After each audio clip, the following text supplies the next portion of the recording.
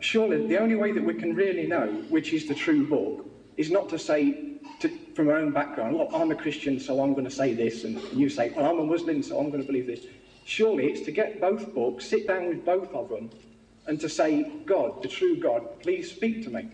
Read both of them and just ask God to show you. Surely that's the only way. You have been telling us in so many words that let us take these two books and start reading them both and allow God to tell you from heaven, so look, this is not the book of God, but this is not the Bible, but the Quran, and you will listen. You will listen to that God.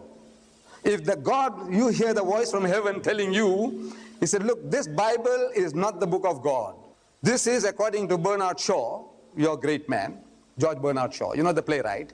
He said, this is the most dangerous book on earth. He said, keep it under lock and key. Your children must not have access to it.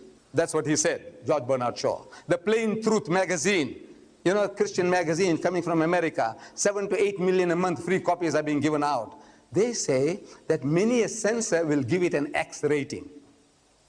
I don't want to go into all that. We went through all this on Sunday.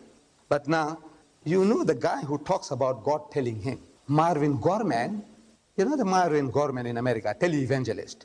That is what he claimed. God talks to him.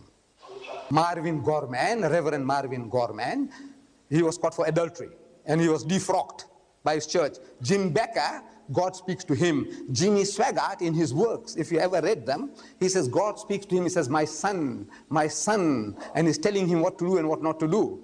But this God Almighty didn't tell him not to go to a prostitute twice a month, you know, and what he was doing there. So the people who are talking about God talking to them, there's some type of sickness. They need psychiatrist.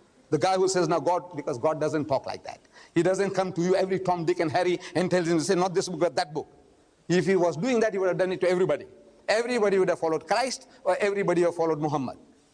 God doesn't do that. He has given you intelligence. He has given you intelligence. And that intelligence you have to use.